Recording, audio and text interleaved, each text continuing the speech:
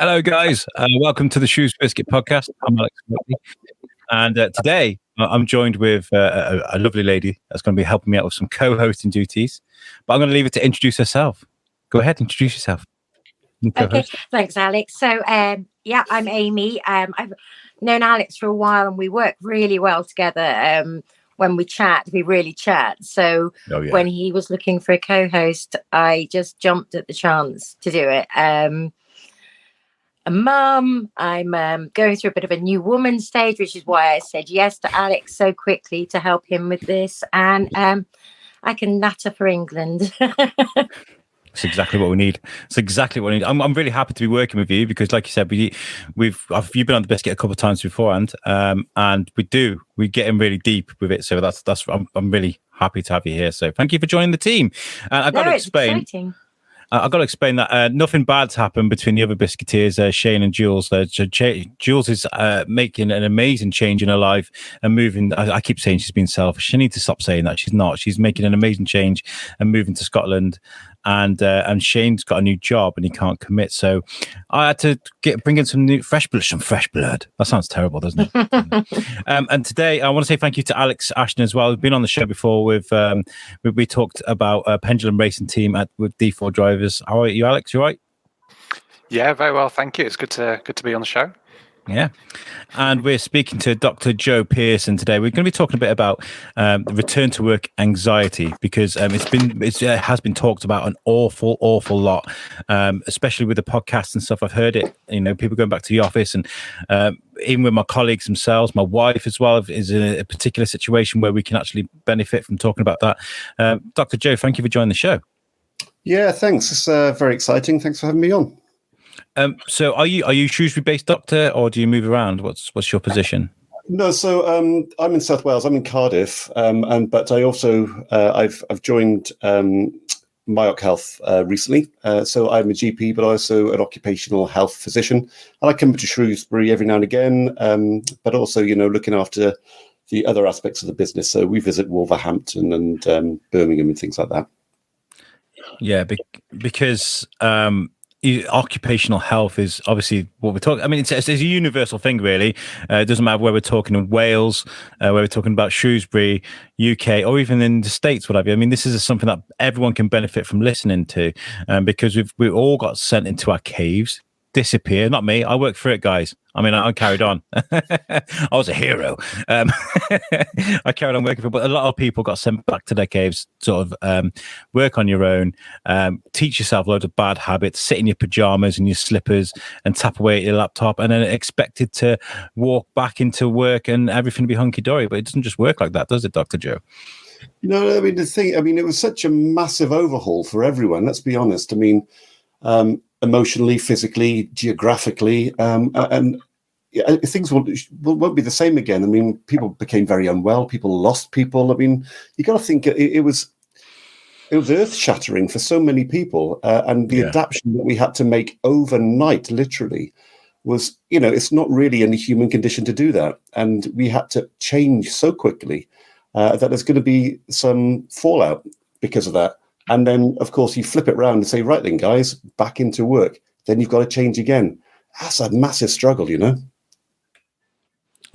it is. And it affects every aspect of life, I think, with work, whether you go into the shops, whether you enjoy going on holiday, going to nightclubs, or whatever it is you want to do. I mean, I went to Skegness a few weeks ago. I laughed because it was an experience. But the best thing was the entertainment, right? We went to the entertainment, the club, the entertainment, the red coats and all that sort of stuff. It was fantastic. But it was a venue that was made for 2,000 people, and boy, was there 2,000 people in there. And I was like, wow, this is a lot of people. I haven't been around this many people in a long time. And it was on my mind constantly. Weird, well, right? It is. Yeah, because we got used to 2 meters and staying away and not touching things. And, the normal day-to-day human interaction, it just broke down. I mean, my youngest girl, she's 9. And, after a while, she was literally just going out saying, 2 meters. It became part of who she was. And I thought, this is awful for you. You're only 9 and, sanitized, mask. And I thought, really? But of course, it's necessary. It was absolutely imperative. But yeah, that behavioral change that we had to do, and then how do we then start modifying that to get back in, especially when we're given such contradictory information sometimes? It's a massive challenge. I did some work with Dr. Joanna Dodd-Massey. Give her a look up. She writes books. She wrote a book about culture shock. She came on my show and we were talking about COVID and how it affected people. And one of the things that she mentioned was that actually when people were feeling mental health issues because of COVID, and there was a rise in mental health issues, especially domestic abuse as well. We've got to talk about that. But she was saying that the world was feeling grief. Everyone was grieving for the loss of the world, and it made so much sense, right? It's just an incredible thing to think about. Yeah, I mean, you think about the stages of grief, from denial through to acceptance and things like that. And we all went through it, and some people are still in the denial phase, and some people are not going to get to the acceptance phase. And yeah, it is a grief reaction, absolutely. And this has profound effect on mental well-being. I mean, the evidence is clear that being isolated is not the natural human state of things. It actually, isolation and loneliness, it leads to an increased risk of cognitive decline. And I see this with my patients, especially the elderly. They've become mentally deconditioned. The things that they used to do day to day that kept them going, they stop doing, and then they actually then almost forget what to do, or they worry about they're doing it right. And physically they're deconditioned, but mentally, and you see this with all of us, really, is our normal day-to-day interaction has altered, and predominantly at the front of that is fear initially, and then anxiety, and that curbs our natural behavior, and it's going to take a long time to recorrect, I think. If I can just jump in, I've got to admit, I have seen people are now more intense about the small things in life and get really focused on one small thing because we can't control the big stuff anymore. We can't even control, from that moment that Boris Johnson did the announcement on TV, we felt we were no longer in control of our own lives. And then we started focusing on the small things. And I think I don't know whether what do you think about social media and mental health during COVID? I think was quite a big issue. I think people began to feel they could say what they like behind the safety of their screens, and now they're taking that into the real world. And I feel a lot of people have become more angry because they were able to do it from a faceless position, and now they're back in amongst people, and it's face-to-face anger nowadays.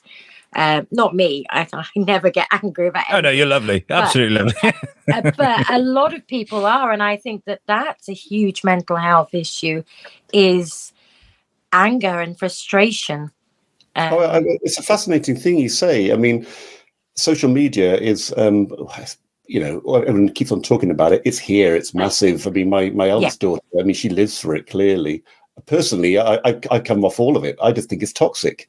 That constant state of awareness that you have to maintain to be on top of things, that is anxiety provoking. The amount of your brain reacts in a stress response. You produce cortisol, adrenaline.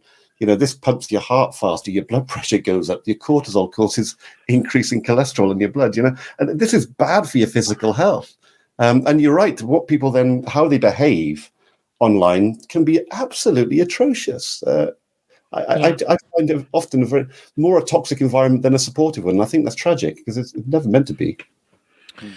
Yeah, I mean, I did have to remove social media while I went away because I wanted time with my family, right? And I didn't want to be worrying about other things. And I do feel like there are certain aspects of society that thrive on those comment threads just going out of control.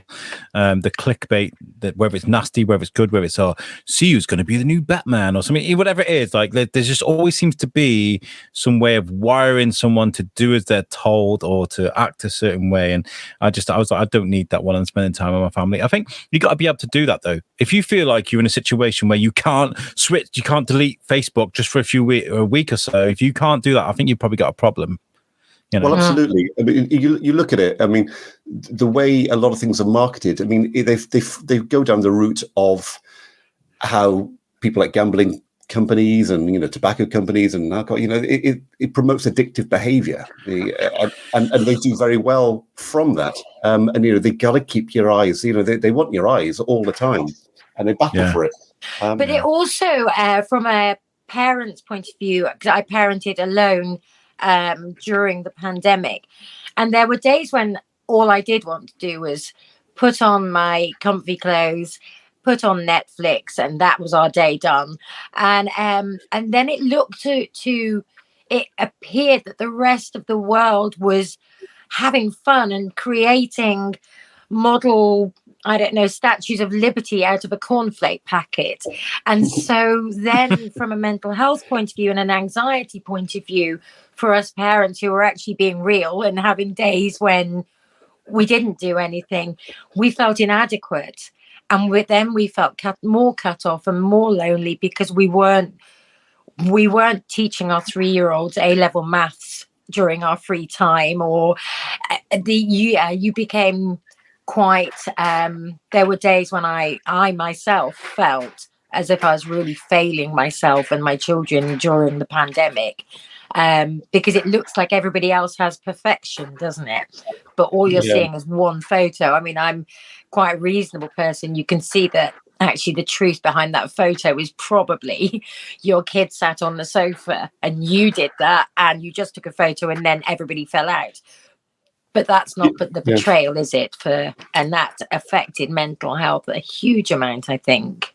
Yeah, and I think it's just the gulf, isn't it, between expectation and reality, and that affects a lot of people. They expect or think what they want, and then the gulf then is actually what they can have, and what actually is happening. And I think social media kind of there's no difference. People don't understand that actually what a lot of people are doing is not actually happening. Most people are like you; they're just in their cozy trousers watching Netflix and enjoying life.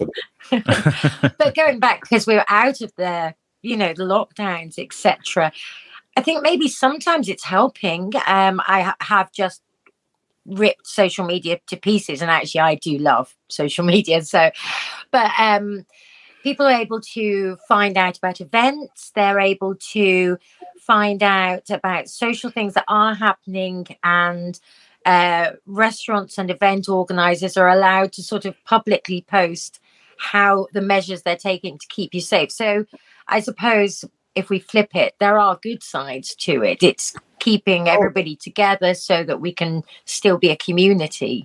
Absolutely. I mean, we don't mean to demonize the entire thing. I think that'd be lazy thinking. But it's akin to, when you go out, if you go into a pub or a restaurant, who do you hang around with and talk to? You don't talk to a stranger from across the road and shout your opinion at him, do you? I do a lot. I'm joking. That's probably why you're on the radio, Alex. But it's about choosing what suits you and not getting sucked into stuff which you don't really need in your life. Yeah. Alex, I thought I'd give you a chance to weigh in on this. Is there anything you've seen about in the office and what have you that reflects on what we're talking about? Yeah, certainly. I mean, I've only joined the MyOc Health team 3 months ago, but from my previous job, when all the lockdown kicked in, some people maintained their sort of workplace in the office. There's what they call the necessary workers, like NHS staff and so on.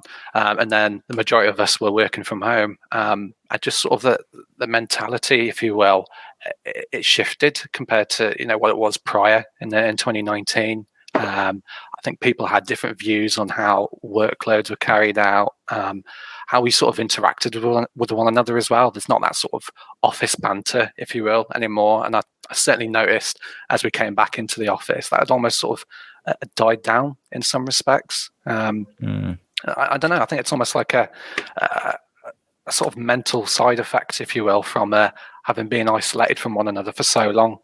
But with office banter and your friends and stuff also comes office drama. I work in an office, so does my wife. I know it happens, right? Office dramas happen an awful lot. And my wife actually switched jobs during COVID. So she started working for another company, which I won't mention because I don't want to put the company into disrepute. But anyway, not that I would on the Shrewsbury Biscuit, but you never know, do you? And she'd only ever been to the office once. She's been working for the company for months. They sent a box with a laptop and a phone, and away she went. And it was such an alien world for us. That's how you do a job now. They send you a laptop in the post. Weird, right? Yeah, it's incredible. Like, my partner as well. She bear in mind we're now in 2021. She applied for this job back in 2020. Finally got the approval in 21, and then after her first week. Again, like you say, she's been sent laptop, booklets, pens, everything, and it's so, like you say, alien and just sort of foreign, if you will.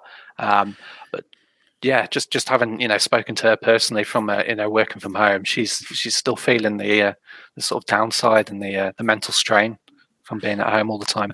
I mean, yeah, and so the productivity is up massively. My wife's manager has said that the team that they put together that work just at home, the productivity is off the scale. It's amazing. But there's an anxiety there when it comes to, am I doing the right thing? I need someone to ask. There's no one to ask. There's no cubicle next to me. Oh my God, am I doing the right thing? But at the same time, they can just call each other and stuff as well. So it's just all about adapting and making sure. But that initial anxiety and the problems that Amy's saying at home, looking after your kids, I'm glad that Timmy was the age he was in year 1 in school and not in year 11 preparing for his GCSEs. Do you know what I mean? Like, yeah, jumping to college. I'd have probably ruined his life. So I can understand why there's so many raises in mental health, but there's also the people that were already suffering from mental health issues before the pandemic began, and so that's just added onto it. It's just this bulk mass of people that really need help, and there wasn't an awful lot there that people could do, right, Dr. Joe? Yeah, well, I mean, mental health it's a huge topic. It spans lots of different conditions, but the main one, of course, is panic, anxiety, and depression. It's the main cause of workplace absence, and it's the main reason why anyone calls their doctor. In my day-to-day work, it's the number one reason why people call through.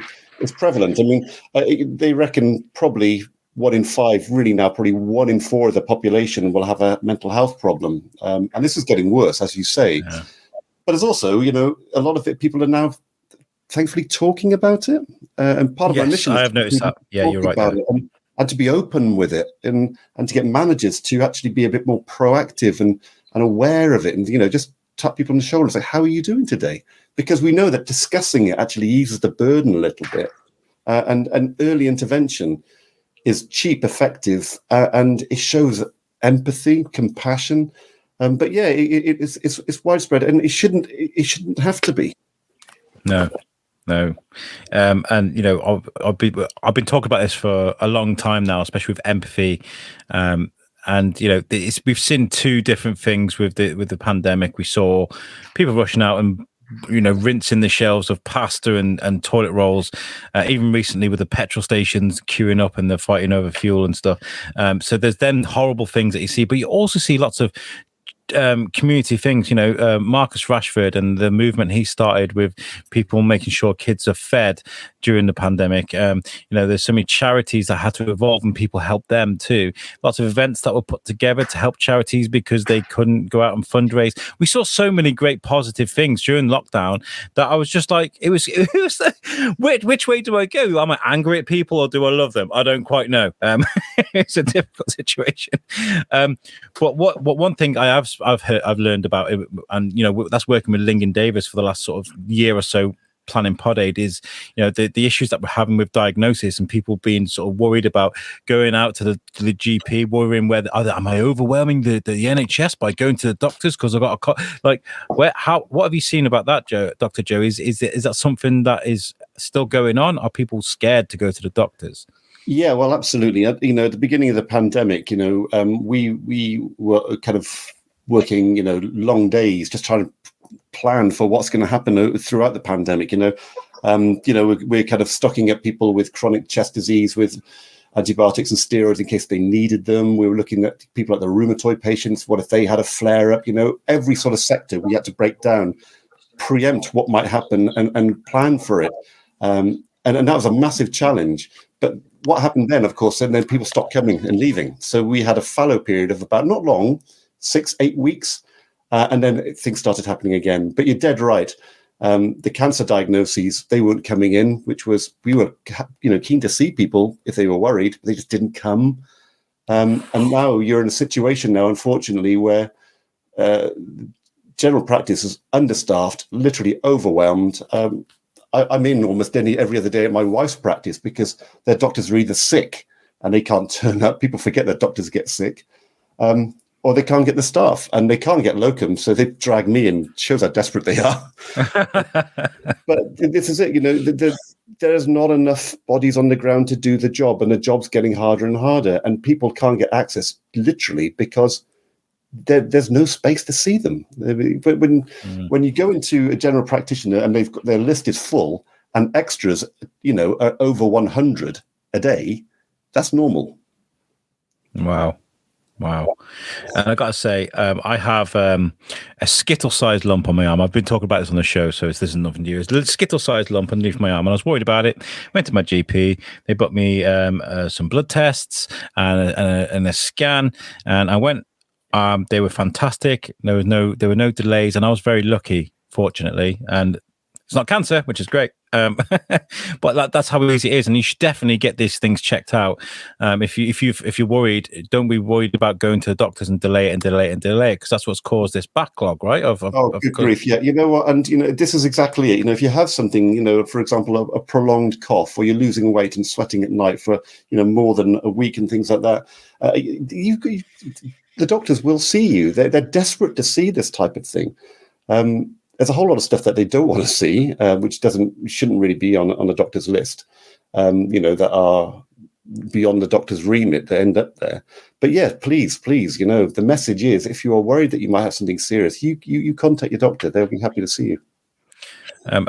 Have you felt about this, Amy? Have you been going to the doctors like normal, or have you been sort of putting that off? I haven't been to the doctors for a while. No, I have to admit that I had an MS diagnosis during lockdown, and I was treated incredibly well from the initial phone call that wasn't even a phone call about that to having scans, etc. So I have found that they just honestly speak to a doctor because they are still there, and they do still exist, and they do want to help, because that's why they're GPs and doctors, isn't it? It's their I have nothing but praise, and I haven't found any problems at all with them. I suppose body language, and again, it's a whole new thing, isn't it? Because as humans, we interact, and a lot of the unsaid is the important stuff, but the unsaid stuff doesn't transmit over a phone call as easily. You're absolutely spot on, Amy. I mean, you're right, and it's not how we were trained. It's not how we'd like to do things, but unfortunately, you're stuck between a rock and a hard place. You've got people who are immunocompromised, who are coming in to see you because they could be, desperately unwell, and you can't have them sitting next to somebody who could be carrying a fatal viral illness. That is the reality of it. The old days would be able to wander in and spread things to people who are very unwell, not just, your average. These people are coming to see the doctor because they're very worried. They are so vulnerable, and you've got to look after them. And it's absolutely tragic the way it's become. And this hybrid, I think, of computer consultations and face-to-face will continue. I just think it's sad that, unfortunately, certain aspects of media and government have just portrayed it in such a negative light, when at the end of the day, it's been a service been completely underfunded for so long. And even then, we've got waiting lists that don't measure in weeks anymore. They measure in years. Gosh, really? Oh, absolutely. I mean, at the moment in South Wales, if you got a bad hip, and you want to see a doctor, they'll see you. Said, right, okay, you need to see an orthopedic surgeon. Before you see an orthopedic surgeon, that's going to take you 70 weeks. Wow. Then you have to wait for the operation, and that's about another 70 to 80 weeks. Gosh. Hop along and get on with it. And then, well, you see, Alex, that's kind of when you hear those timescales, then you think, oh, well, what's the point? Yeah. Of me, don't you? Yeah, and I suppose, like you say, we would then hop along and get on with it, because what is the point if it's going to take, especially for maybe the elderly, they sort of will think, well, really, what is the point in me waiting 2 or 3 years to get my hip replaced? Because I'm old, so what's the point? And I'm not saying that's my attitude towards, because I'm very close to quite a few people that are a lot older than me, and they're so relevant, but they don't think they are, do they? So they wouldn't want to waste their time. It's all about stubbornness, isn't it? And that's the thing with me, right? If I'm ill, I'm like, I'll be all right. I'm fine. Seriously, I don't want any fuss. I don't want to go to the doctors. My wife calls me a hypochondriac, but I'm really not. I'm very rarely ill. But when I am ill, I get knocked for six because, Oh, we all know about it, Alex. My immune system's like, you what? You want to come in my body? No, I don't think so. Off you go. But I guess, when it comes to like the release of COVID and the lockdown, should I say, and COVID isn't going away; it's still there. We're sort of dealing with it differently now. We're having to sort of step out and become more open with the world, sort of those agoraphobic sort of tendencies that we built up over lockdown, especially when it comes to the office, working with other people. We have to sort of relax that a bit now. And we, like, you were saying earlier, Dr. Joe, we've had to retrain ourselves how to do one thing and then retrain ourselves how to do another. And it's this constant, we don't know how to react anymore. When it comes to going outside, this is, I'm talking about me in Skegness in a club thinking, there are so many people over there. I didn't know how to react. It's a panic for everyone. Yeah, absolutely. I mean, you've got initially kind of the fear and panic over a situation, and you get the fight and flight, and I need to get away, and that makes sense initially, but then that moves on then to anxiety, this feeling of worry about kind of the future that you can't quite get your hands on, and that anxiety eats away at your confidence, and it kind of robs you of your personality in a way. And the same goes for getting back into the workplace, but we know that being away from the workplace is terribly bad for your mental health. We know this. Hybrid working is going to be the way forward. But the key to this, you see, about getting is acknowledging anxiety, and I think in a workplace, managers to acknowledge that, what, people are still worried. How do you help? And the key to that is communication. It's being kind. It's saying, listen, I know that it's been a tough year. I know things are different, and you've had to change to adapt. We need to kind of readapt now. So let's just sit down and work it through together. It's kind of being empathetic and having what we call like concordance agreement, rather than you do as I say. And people will come along. I mean, most people are absolutely reasonable and they want to work, but I think it's a route. It's a journey that needs to be gone through together. Absolutely. And sometimes, though, you feel like you're doing the right thing. And I mean, the clap for the NHS thing started out as such a positive thing that everybody said, oh, my God, I'm looking forward to doing the clap on a Thursday night. And then everybody started judging, didn't they? They were kind of like, oh, they're not out today. And then it was like, oh, my God, they're out not wearing a mask and they're clapping for the NHS. How hypocritical. It got one of those things where it turns something really positive to really negative. And it just goes to show that, you can do something nice, and it's just going to get spun around into something really sort of not positive at all. But I think we just got to get on with it. And when it comes to the workplace, my work's been really good, by the way. They sent us out a Kit Kat with a thing saying, well done for your hard work. You were given a Kit Kat? A Kit Kat in the post. And I was on keto at the time. I was on keto at the time. I was like, I can't eat it. Give it to the kid. Thanks. Cheers for that. But I got the message. I got it. Like you said, between a rock and a hard place, right? What are they going to do? They're going to send me a Mercedes round for me. Do you know what I mean? Well done for working. Here's £1,000 worth of whatever. They can't do that. So a Kit Kat across. If you're keto, they could have sent you an egg. Oh, well, yeah. Possibly, something keto would have been nice. But with what you're doing now, Dr. Joe, you're trying to rebuild things now and sort of help people pick up the pieces when it comes to their day-to-day. All right, you're going back to work. Let's start a process. Let's get you to a point where you are ready to actually step into the office and not feel like you're going to have an anxiety attack. What's that been like for you working on that? Yeah, well, I've had quite a lot of cases of people, who have really struggled going back to work. And the things you hear of, I don't want to leave or go to work until it's all over. And, you hear, well, I don't think my workplace are being empathetic to my anxiety. And it's a real challenge to say, well, for instance, as you alluded to before, it's not all over. Coronavirus, this particular one will be with us forever. I mean, Spanish flu is still hanging around, right? But it doesn't cause any damage much. But these viruses don't ever go away. So it's just kind of, communicating to people that, what we need to do here is look at the difference between risk and hazard. The idea that the hazard is there, it's coronavirus, but the risk is what's the likelihood of you becoming unwell with it. And talking about risk and hazard is helpful. And it kind of tends to focus people. Actually, you know what? Yeah, the hazard is there. However, if you wearing a mask in crowded places, you're ventilated, you hybrid work, you look after yourself, you look after your physical and mental well-being, your risk comes down. And that's really important to convey. And also talking to managers and saying, listen, you really need, as I said before, is to talk with people and understand stress happens, intervene early and offer support early. And, one of the things we did was we set up an online counselling service, with the idea being that, yes, it's hard to get to see your general practitioner. And, the NHS is overwhelmed. And there are alternatives that are cheaper and they offer support. And I think early counselling sometimes is just all you need, just to acknowledge the stress, give people a few little tips about how they can manage it and empower them, Do you have an event, business, or promotion that needs advertising? Well, the Shrewsbury Biscuit is here for you. With listeners local, nationwide, even worldwide, we have the perfect place to get the word out. And the Shrewsbury Biscuit podcast is a registered CIC, so you'd be helping us while we help you. Drop us a line at shrewsburybiscuitpodcast@gmail.com and speak to us today.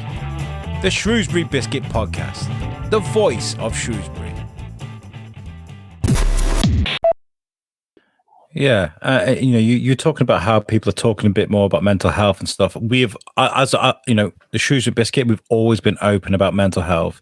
We've always talked about it very positively, very regularly, and we always welcome it because I suffer from social anxiety. I am. Amy will contest it. When I spoke to Amy in a shop, last year, whatever, I come and say hello, and I'd be like, yeah, how are you? You okay? Yeah. And a great day. Yeah, it's really good. Get me behind the microphone. I'm like, hi. It's really weird how I'm like, we always talk about these things and people are readily talking about it. And I feel like, you're talking about empathy and how that's growing in people. I think like the more we talk about these things, oh my God, yeah, I'm going back to work too. I mean, what have you been doing? I've been doing this. You've been doing yoga. Have you breathing exercises? That's cool. I might go home and try that. These kind of things that people talk about, it's a healthy process, right? Have you seen any of that, Amy? Have you had any conversations with this with your girlfriends about going back to work or anything like that? I have to admit that what myself and my girlfriends are doing is a lot more self-care. I run a small Instagram page called Sister Listers, and we try to encourage ladies. Men can join in, but it's mostly ladies. To, now that we're back out in the world a little bit more, think of something that you would really like to do and stop saying I'd like to do that one day and do it. And it might be yoga. I see a lot more women cold water swimming, and that's not only really good for mental health because you laugh a lot, you swear a lot, you are completely divulged into it, that's not the right word, but plunged into cold water, and it's so good for you. So what I'm seeing is a lot more self-care, and I'm really trying to normalize that amongst my friends actually. But I think that anxiety can appear in different forms. It can appear that you say you've got a bad back actually you possibly haven't got a bad back, but you're stressed and it's releasing itself in some other way. And so, yeah, I've got to admit, I'm pretty good at trying to encourage people to talk, to try and distract themselves or change their direction a little bit, so that, okay, you don't want a night out, so how about we go for a really long walk on the Longmynd? And that's working. A good support group has helped incredibly. Yeah. And I know, like, there's a difference between, sort of chilling with your mates and having that positive reinforcement with your friends and going to counselling, Dr. Joe. But I feel like these things must help, right? It must help to be able to go out there and have a support structure behind you as well as professional help, right? Oh, absolutely. I mean, it's heartening to hear Amy's experience, because this is, you're preaching to the converted, Amy. I mean, this idea, I mean, cold water swimming, I love it. I mean, my wife thinks I'm nuts, but, it's absolutely restorative. You quite literally immerse, right? It's amazing. Yeah. But it's about little things that you can do for yourself. For example, really focusing on your diet. We know a really good diet is instrumental. I mean, this is an interesting thing for you. You may not know. Serotonin, we talk about it, one of the chemicals that we need for our mood, right? Most people think it's made in the brain. 70 to 80% of this is actually made in your gut. And what you eat matters. Yeah, exactly. What you eat matters. And we know that, sort of the microbiome in your gut, that has a massive effect on how much serotonin you make.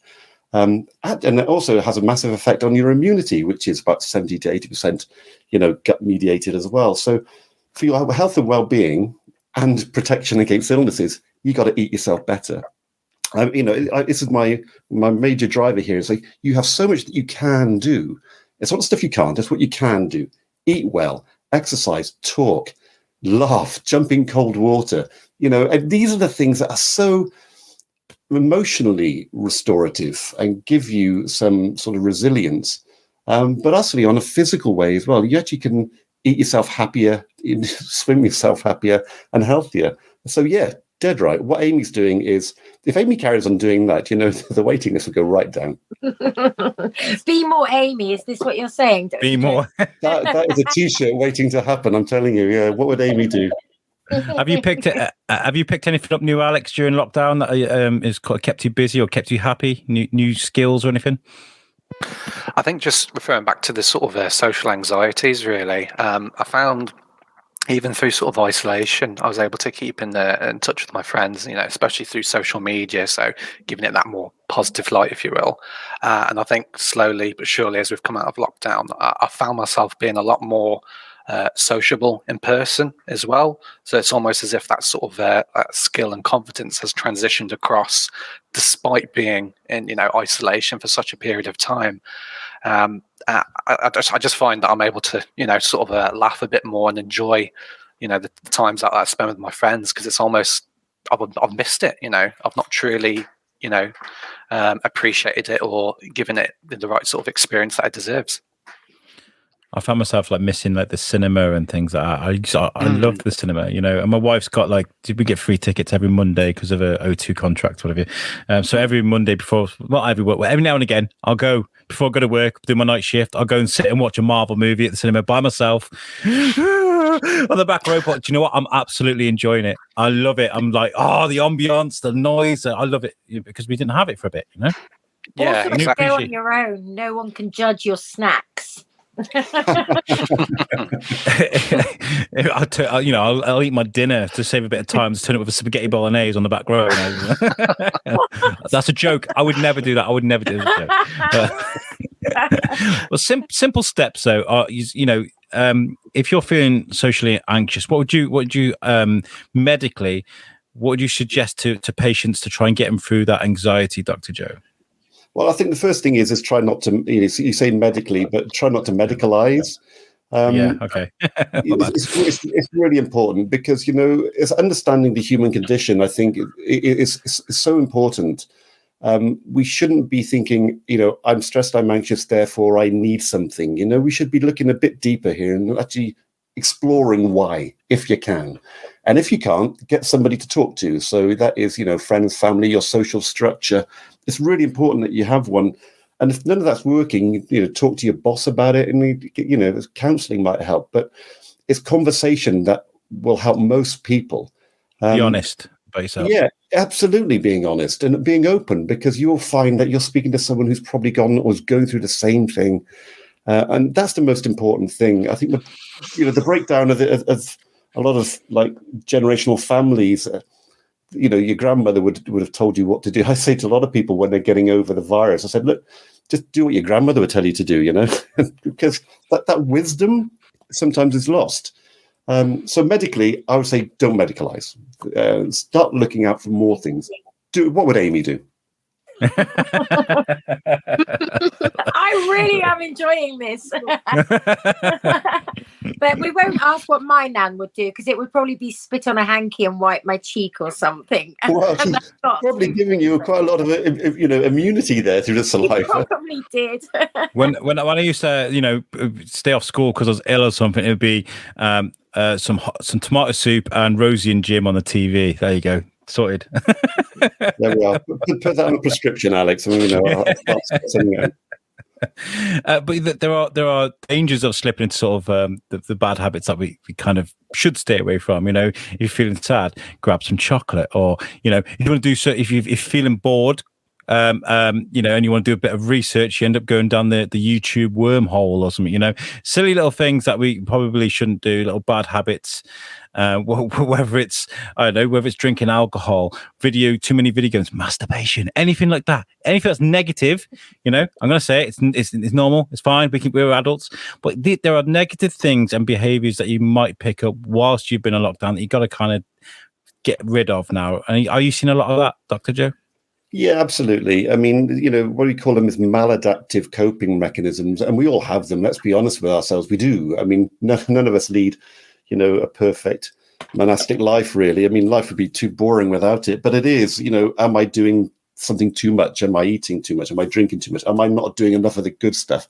And it's being honest, isn't it? And saying, what, looking yourself in the mirror and say, what can I do better today? Really? How can I stop poisoning myself a little more? I mean, it is just having an honest conversation with yourself. And, I read this really great book years ago. They talked about the concept of Kaizen. You familiar with this?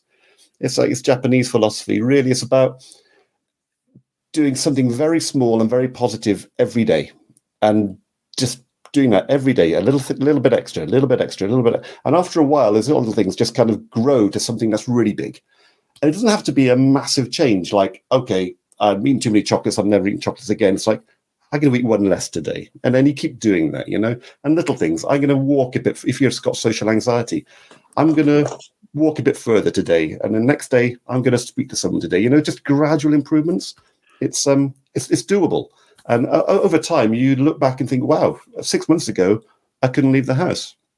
Now I'm at the corner shop buying a paper or whatever, I really love that, Dr. Joe, actually. And I think without realizing, it's definitely something that I have done. I go to the gym every day, but it started with the membership. The membership stayed in my pocket. Then I drove to the gym and I went for coffee in the gym. And then I drove the next day and I did 5 minutes in the gym, then had the coffee. And now I'm there for 2 hours every morning. And not every morning. I don't go on a Saturday. But it's really good for my soul, actually. It isn't just about my fitness. It's about good habits. And I've got to give first of all, Amy, I love you, and I'm so glad you're part of this team, because you're pushing me in a direction I definitely need to go in. So yeah. But also, Amy, I mean, I know this is kind of like, what would Amy do day? But I mean, sorry, and I say this positively, is you probably don't understand the positive effect that you're having on other people. Smiling and talking to people, that great. Whoever you spoke to, they'd be thinking, that was nice. I enjoyed that. And they might pass it on. You see, it's about passing on good habits and kindness, and this type of thing spreads. And you spoke earlier on, Alex, about some of the negativity. I think sometimes it's just don't focus on it. So, what can we do? and we can do simple things.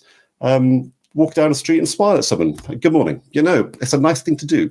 Let somebody cross the road in front of you. Just little things, they add up. And the more we do, the more it spreads, and it becomes not a movement, but I think you said before, Amy, just normalizing better behavior. Yeah. And I want to give a shout out to the guys from Men Walking and Talking as well. They've seen a lot about these, and I've been to one of the. I was meant to go Wednesday, and I got to Thursday. I was like, oh no, I've got to go to the Men Walking and Talking thing. But I did go, and they've started something very positive, very good, and it's spreading across Shropshire as well. They're doing it in Newtown, and they're doing it in Telford. They're doing it in Shrewsbury, and it's literally you just meet up with a group of guys, you go for a walk. A couple of miles, few miles, and you just walk. If you want to talk. If you don't, you don't have to. You just with a group of guys that just want to be around other people. You can be as quiet or as loud as you like, and they're a great bunch of guys. I'm going to go to a couple more because I was going to go on one and then get them on the show, but I thought, actually, do you know what? I'm going to enjoy this for a bit myself because it's genuinely really, really nice. So that's what I'm going to do. You guys will have to wait till they come on the show till they've enjoyed it a bit more. Actually, Dr. Joe, have you seen that maybe the rise in anxiety levels is more dominant in one sex? Has it become more, are men more anxious because they're supposed to be the ones who can fix life and stuff and, be masculine, and have they suffered more, or do you think females have suffered more, or is there no difference? Oh, I don't have any data on that, to be honest. So it'll only be anecdotal. I mean, without stereotyping, which I wasn't. I know you're not. But just to clarify my answer, I think women tend to be a bit more open about it, which is great, and women share more, which is wonderful. And we do see a lot more women come through willing to talk about it. And men, unfortunately, tend to internalize it. And this comes out then as maladaptive behavior. So, drinking too much. And it all can sometimes come out as anger and aggression. And I get this a lot in occupational health. People, the referral says, this, not a team player, trouble with anger and aggression. And when you speak to these guys, and, they're just really anxious and they don't know how to communicate it. And when you drill on down, you say, listen, you need to start talking about this and being open. We're all vulnerable. We all get sick, and this is fine. But what's not fine is letting it get worse, because you're not helping anyone. So it is that conversation. Yeah. I'm kind of distant away, even though my wife is working from home. I'm kind of distanced away from it because I've kind of worked all the way through it. I mean, I remember myself joking. I was like, I could do a bit of quarantine. I'd like to sit and play on my Xbox for a couple of weeks. But then I found that was really insensitive, actually, because there's people genuinely really poorly quarantined, and I was just like, what kind of world am I living in right now? It's just a really weird situation. But is there an understanding between something maybe you've seen, Dr. Joe, but is there an understanding between companies where they can't necessarily force someone to the office? They kind of got to take their time, wean people back in, maybe do a couple of hours here and a couple of hours there until they can sort of cope with it a bit better. Well, yeah, I mean, when I'm doing my assessments, I do every week. It very much depends on sort of the culture of the company, which often is led by whoever's at the top. Yeah. And that drives it. And unfortunately, I mean, I dealt with a couple this week, which unfortunately the culture was toxic, 1980s type of bullying scenario. And I was talking to a poor chap who, he was very unwell mentally. He wasn't before. And I said, how would you be if you weren't in work? He said, I'll be fine. And there he was, getting counselling on medication. I'm thinking that is an instance of work making you sick. And you can't, it's very hard. The referral came through and it's very hard for me to actually said, listen, you've got organizational problems here. It's not his problem. It's the way that you're treating him very poorly. And this is the outcome you get. If you stress people enough, they stop working properly. So there's so much that work people can do. And if you look at the stats, about the loss in productivity in work due to anxiety. I just wrote something down here. In 2007, the Sainsbury's Centre for Mental Health, they reckon the cost of mental health to business in UK at the time was about 27 billion. They think it's about 30 to 40 billion now. Wow. And about 10% of that is due to staff turnover. So you see it in companies that keep on losing and rehiring staff because they're not managed properly. About 30% of that is sickness absence. And remember, anxiety and depression is the commonest cause of sickness absence. But the majority of it was poor productivity because people were stressed and they couldn't actually do their job just due to the bad structure at work. Really good companies will acknowledge that and they'll take active intervention to that. So it's a mixed bag, to answer your question. It's can you imagine though? Your productivity is down. What we're going to do is we're going to send you home to work for about 3 months to see how your productivity goes. You can sit in your onesie and do your work and see how we get on. It's worth trying though. It sounds daft, but like, you know, this is we're living in a world now where productivity is up because people are around, you know, at home in their comfortable surroundings. And they're just cracking on with it. My wife just gets on with it. She really does. I'll come home from work after a night shift. I'm like, blah, blah, blah, blah, blah, blah, blah, and she'll be like, Well, she's getting on with it. She doesn't pay attention at all, but she's hardworking, you know. But I think it's fascinating, Alex, what you say. I mean, you know, why are people more productive at home? I don't think anybody knows yet, but it's a fascinating area. Yeah. About why are some people less productive? It's hard to know, but there's definitely the driver for productivity is, you know, how people perceive their job. You know, we see a lot of this, you know, and if they're in work and they feel micromanaged or they've got poor communication or there's, you know, incivility and all these things just chip away at someone. Whereas if you're at home, maybe you don't have those things, you know. This is one of the most important things that has happened in our lives, I think, for a while. You know, it's completely rewired our brains, rewired society, the way we work. Like, you know, Dr. Joe was saying, the way we're all communicating now about our emotions and stuff. It's one of the most important parts of society right now. And I feel like, even though I do talk about COVID a lot on the biscuit, and I don't want people to think I'm stuck in lockdown, I'm not. I feel like it's really healthy to talk about how things are changing and how we're all adapting and stuff. This is why I always bring it up. How are you coping with it? How have you adapted? And how what positive things have you learned? You know, Alex, you know, working in an office, is there anything positive that you really actually genuinely appreciate that's come from the pandemic? Yeah, I think even the sort of that flexibility of working from home and being able to go into the office, and like you mentioned earlier, people found that they were a lot more productive at home, or in some instances they're not. But I think just having that sort of that choice and the sort of, you know, the trust that has been given by your employers, I think it really just sort of it helps people feel a lot more confident, you know, and they're able to, you know, still carry on with their, you know, their day-to-day lives and their jobs at home, and it just sort of, it's positive. I think it's positive reinforcement, and I think that's one thing I really took away last year at my previous workplace. You know, there was that sort of trust was there. You know, the communication was still open, and like I said, okay, I was isolated from my work colleagues, but, you know, we still managed to stay in contact. You know, there's the occasional phone call and passing it over through on the mobile phone, for example. But yeah, I think that's one thing I've taken away that's really helped, and I see as a major positive.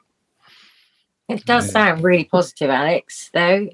Yeah, it does. Yeah, and I think it's just something I've even taken, you know, going back into the office. You know, it's something you sort of take for granted, isn't it? You know, being able to speak to anyone and everyone, but then when they put in that extra effort and, you know, they give you that sort of choice of, oh, you know, take your time, you know, come back in for 1 day a week, 2 day a week, you know, let us know how it is for you. And I think that's something that's, I think it's something a lot more businesses need to take on board. It's interesting, Alex, you say that, because, I mean, you know, COVID has been, you know, a creative, destructive element, hasn't it? I mean, it has destroyed a lot of the old ways of doing things, and a lot of them actually needed to be destroyed, you know, work practices. And what's created in place, we need to take that opportunity to create and build back better, to misquote the big man. I'll tell you what, if I'm in the queue in the queue for a shop and someone stood right behind me, I'm kind of like, whoa. You know, even though those dots have gone off the floor, I'm kind of like, hey, back off a little bit. I don't want to smell you, or you want to share my coat with me. What's the matter? You know? But you know, obviously, before speaking to you, Dr. Joe, I've been doing a bit of research, and obviously you did you did a seminar, right? A webinar in July about occupational health and what employers need to know most about the pandemic. How did that go? How was that for you? Well, again, all these things, you have to do your bit of work beforehand. So from a professional point of view, it was very fulfilling. I'm not too sure what the attendees thought, to be honest, but I think, again, it's just about getting the conversation going, isn't it? And getting talking about what was going on during COVID, what we could do to maintain work and maintain morale and keep people safe. And that alters as the prevalence of the infection waxes and wanes. But I think what has been quite useful about this is why we're having this discussion today. It's allowed us to make change with regards to how we approach each other and how we deal with, sickness and worry, and hopefully in a positive way. That's the way I see it. I think what we need to get away from as well is whenever I hear about someone who's got COVID, there's always that, they've got COVID. We need to stop blaming people for getting COVID. I've got to put that right out there right away. If someone's got COVID, it shouldn't be, they've got COVID. It's, oh my God, are they okay? That's the first thing we should be asking, not victim blaming. It's just a weird situation. I see it so many times. Have you seen that a lot, Amy? Or you guys?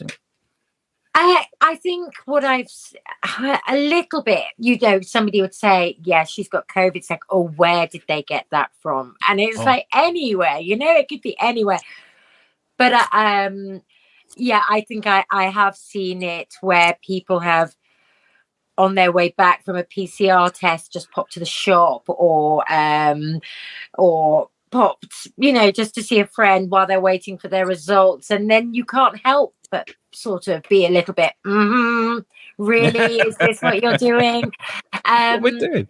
I did have to. Okay, so for the first week of the very first lockdown, I live in quite a remote area with lots of lovely walks. You very rarely see anybody. And during the first week of lockdown, I was at my kitchen window and I started judging because I had nothing else to do. My kitchen window is huge and I was watching my lane and it's like, where are you from? But I've never seen you. And then I stopped. And I think now my philosophy is a little bit more, you do you and I'll do me. And I'm doing everything I can. And the rest is your call, because we can't judge, can we? We've got to stop, because ill judgment just becomes your soul, doesn't it? And then we all become quite picky, niggly people. And I'm not doing that at all, ever. Yeah, I think that's a very positive thing, Amy. It is, isn't it? People kind of find some sort of weird gratification in judging. And I just think it's a toxic thing to be doing. And you're right. It's about risk analysis and looking after yourself and your loved ones. And that is really important just to start with.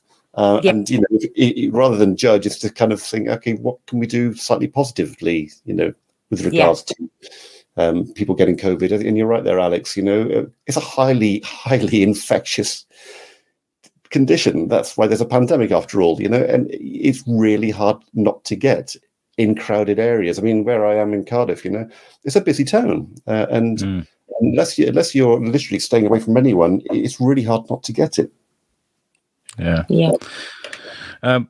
Well, Dr. Joe, I've loved, and Alex, of course, and Amy, welcome to the Biscuit, man. I love chatting about this, and you're welcome to come on if you want to do some workshops, or if you want to invite people on to talk about this. I love that we've broken the ice with you, Dr. Joe, and we can do this anytime. And is there anything that you're working on at the moment where people can probably find a bit of information and ways of coping through this? Well, if for example, there's loads out there, to be honest. I mean, I've been doing lots of different bits of work. This isn't my main area of work, but for example, there's if you look on the if businesses want to know, the HSE is a really good resource for COVID, and there's lots of things. There's lots of links there about what they can do to make their workplaces more COVID safe and what their rights are as well, and that's really important to know. If Alex can put you in touch with our counsellors if you need those as well. you know, and we're also working on other ways that we can intervene with people early and help them from that point of view. And we're working towards, for example, helping other people in the workplace monitor their medical observations remotely, so they're not having to go into the doctors. So we're trying to do a lot of things to adapt for this and empower people to be more in control of their own health and well-being. Amazing. Alex, have you got anything to add on this? Is there anything you want to put on this, or anywhere that you would like to steer this maybe for a next episode? Fill us in. I think, like you say, just the sort of whole conversation in terms of anxiety. And I think, you know, a great sort of next topic would be, where do we go from here? So, you know, what's the next step after we've, you know, gone through the sort of the anxious. It's all changing, isn't it? It's always changing. Yeah, exactly. You know, so say if we do get through this sort of this next phase into 22, for example, you know, what happens next? You know, we've finally got, you know, there's this mention of this pill now for addressing patients who have COVID. You know, so you can ingest it orally rather than having the vaccine. I'm not sure if you guys are. I haven't heard about that. No. Okay.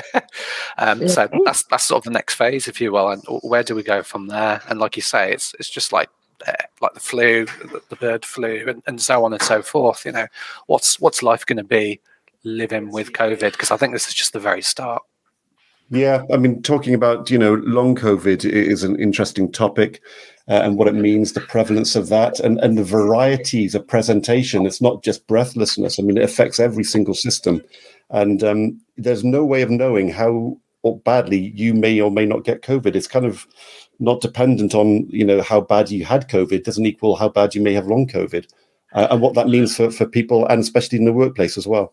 Yeah, I've seen people that get COVID and they disappear for 10 days, come back and they're fine. And some people they're ill for a lot longer. Yeah, so it's weird how it affects people differently. Yeah, I mean, it's an ongoing study, and you know, in 10 years' time, they'll reflect back and understand why. But at the moment, we don't. No. Well, it's always changing, and you guys are welcome back on the Biscuit. And maybe in 6 months' time, we can meet up and be like, "Hey, how are you? You know, how have things changed?" Maybe we can do that. I'd love to. That'd be great. I'd love to. That'd be perfect. And if you're listening to this episode and you want to you sort of step in and you want to have your say, please get in touch with us. You can get in touch with us via our website here, which is the Shrewsbury Biscuit podcast.co.uk. There's a contact us bit on the website there, and it'll come to my emails, and we'll get in touch. Amy, is there anything you want to add before we get out of here on this? Just, I think what I'm picking up is maybe we need to start teaching from quite a young age coping mechanisms, self-care, etc., because there's one certainty in life: you may not need your geography GCSE, but you're certainly going to have to look after your mental health. So maybe we need to go back younger and teach people it's a thing that we need to do. Empathy is so important to teach kids. Yeah. I think, you know, Amy, what you just said there, I think is spot on. And also it's a simple message of look after the things you can control and try not to worry about the stuff that you can't. Absolutely. Yeah. Amazing. Well, we'll put a pin on it there. We've ran over. I said about 40 minutes this episode. We've done an hour. I'm really sorry, guys. But what I will do is I'll tell you about some changes. I've been putting on our YouTube some vintage biscuit episodes. So go to our YouTube, give us a subscribe. We're over 300 episodes now. I've been doing this for a few years. So from some of our earlier episodes are being released on YouTube exclusively, because we never used YouTube as a releasing mechanism for our podcast. Never did it. So if you fancy going back and listening to some of those classic episodes, go to the Shrewsbury Biscuit podcast on YouTube and give us a subscribe. All right, guys, thank you so much for joining us, and we'll catch you next time on the Shrewsbury Biscuit. Peace out.